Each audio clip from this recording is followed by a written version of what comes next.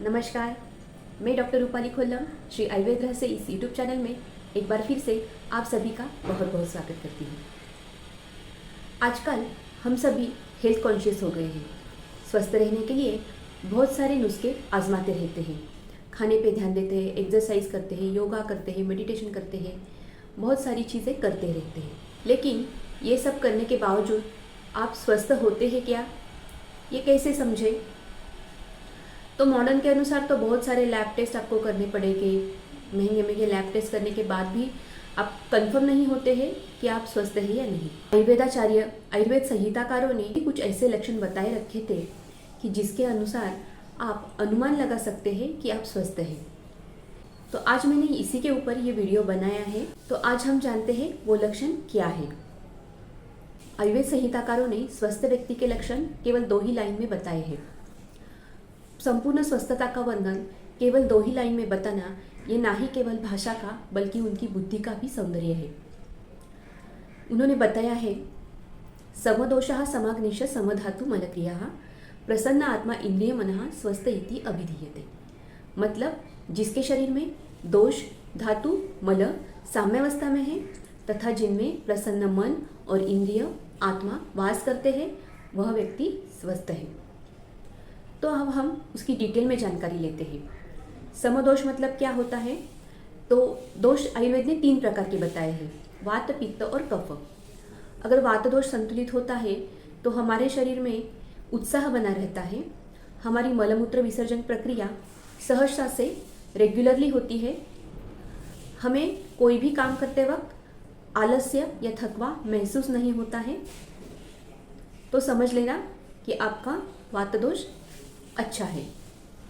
अब पित्त दोष, हमें समय पे भूख लगती है, हमें सब प्रकार का खाना हजम होता है, हमारा तेज, हमारा धैर्य, हमारा आत्मविश्वास उत्तम तरीके का है। तो समझ लेना आपका पित्त दोष सही तरीके से काम कर रहा है। अब चलते हैं कफ की ओर। आप किसी भी रोग का, व्याधि का जल्दी शिकार नहीं होते हैं। किसी भी व्याधि से अगर पीड़ित हो गए तो आप जल्दी से ठीक हो जाते हैं। आपको नींद समय पे आती है, समय पे नींद खुलती है, नींद खुलने के बाद आपको प्रसन्नता महसूस होती है, आपके शरीर का बल उत्तम तरीके से है और आपका संयम, धैर्य हर प्रसंग में, हर कठिन से कठिन प्रसंग में बने रहता है। तो समझ लेना आपका कफ दोष सही तरीके से काम कर रहा है। अब चलते हैं धातुओं की ओर। आयुर्वेद ने बताया है, धारणाते इति धातवः, मतलब जो शरीर का धारण करते हैं उसे धातु कहते हैं।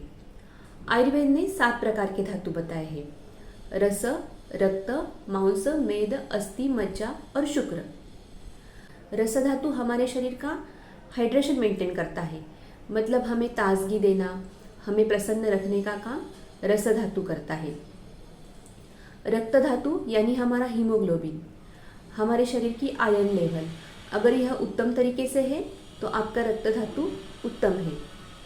मांस धातु, कोई भी कसरत का काम करते वक्त किसी भी प्रकार की दिक्कत ना आती हो तो समझ लेना कि आपका मांस धातु अच्छा है। मेद धातु, हमारे शरीर में रुक्षता ना हो, हमारे शरीर में कहीं भी यानी जनरली पैर पे क्रैक्स ना हो और हमारी स्किन स्निग्ध हो, त्वचा आपकी चमकदार हो, तो समझ लेना आपका मेद धातु अच्छा है। अस्थि धातु, आपको कहीं पे भी जॉइंट पेन ना हो, आपके नाखून अच्छे हो, आपके दांत अच्छे हो, आपके बाल अच्छे हो, तो इनके अनुसार आप अनुमान लगा सकते हैं कि आपका अस्थि धातु भी अच्छा है। मज्जा धातु, ये हमारे ब्रेन से रिलेटेड होता है, मतलब हमारी स्मरण शक्ति अच्छी है, हमारी ज्ञान ग्रहण करने की क्षमता अच्छी है, हमें कोई भी चीज़ जल्दी से याद भी आती है, हमारा अपने शरीर के ऊपर भी कंट्रोल है। तो समझ लेना कि आपका मज्जा धातु ठीक है। अब चलते हैं शुक्र की ओर। शुक्र धातु ये जनरली निर्मिति का कारण है। जो हम बालावस्था के बाद युवावस्था में प्रवेश करते हैं तो जो सेकेंडरी सेक्सुअल कैरेक्टर्स दिखाई देते हैं वो अगर सही समय पे सही मात्रा में दिखाई दिए तो शुक्र धातु आपका अच्छा है और बाद में भी आपको आपके मन में हर्ष, उत्साह बना रहता है। तो समझ लेना कि आपका शुक्र धातु अच्छा है। अब चलते हैं मल की ओर। आयुर्वेद ने 3 प्रकार के मल बताए हैं, स्वेद, मल और मूत्र। स्वेद यानी पसीना, या फिर आप उसे स्वेटिंग भी कह सकते हैं। शरीर में पसीना कम या ज़्यादा आना, यह भी एक प्रकार की विकृति का लक्षण है। मल, दिन में 1 से 2 बार तक मल विसर्जन होना, ये नॉर्मल बात है। उससे कम या ज़्यादा, ये भी विकृत का लक्षण है।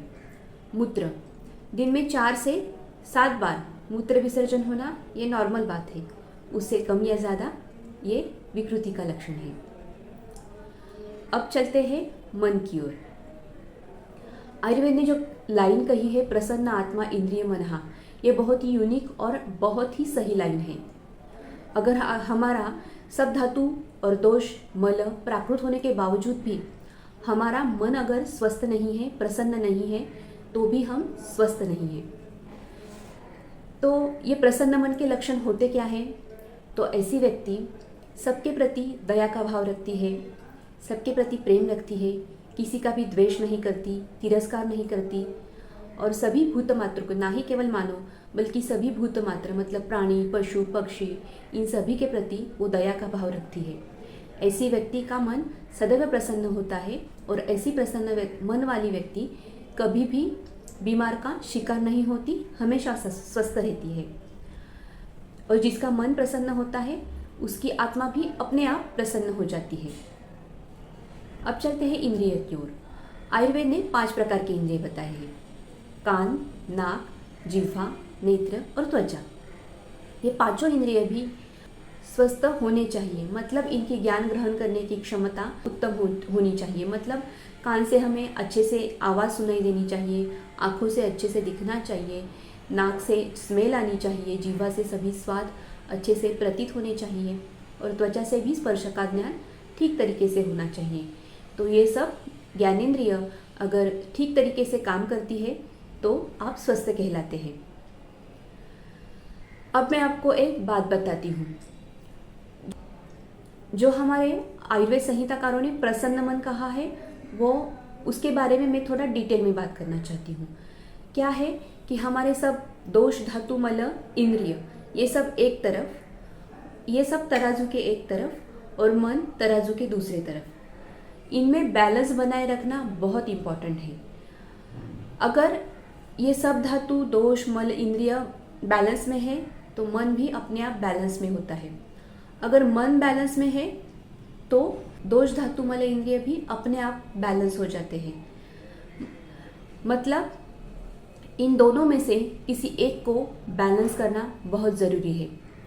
और ऊपर जो तराजू का जो हैंडल रहता है, तो ऊपर वो वहाँ पे आता है परमात्मा या फिर सद्गुरु। अगर आपके ऊपर सद्गुरु की कृपा होती है तो वो खुद ही आपके इन दोषों को, धातुओं को या फिर मन को बैलेंस रखते हैं।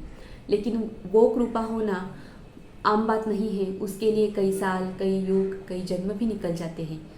तो हमारे लिए यही बात सही है कि हम अपने मन को काबू में रखें, मन को संतुलित रखें। एक मन को आपने कंट्रोल किया तो ये बाकी के 18 शरीर प्रकार भी, शरीर भाव भी कंट्रोल में आ जाते हैं। तो इन 18 शरीर भावों को कंट्रोल करने से अच्छा है एक मन को कंट्रोल करें। और उसके ऊपर जो मैंने बताया, अगर आपके ऊपर परमात्मा की, सद्गुरु की कृपा है तो और भी अच्छी बात है। तो आपको आज ये मेरा वीडियो कैसा लगा ज़रूर कमेंट करके बताना। मेरा वीडियो और मेरे चैनल के बारे में अपने दोस्तों और रिश्तेदारों को बताना। ज़्यादा से ज़्यादा उसे शेयर करें, मेरे चैनल को सब्सक्राइब करें, यही आपसे आशा रखती हूँ। और आज यही रुकती हूँ। जल्द ही मिलेंगे नेक्स्ट वीडियो में ऐसा ही एक महत्वपूर्ण विषय लेके। तब तक के लिए हंसते रहिए, अपने स्वास्थ्य का ख्याल रखिए। धन्यवाद।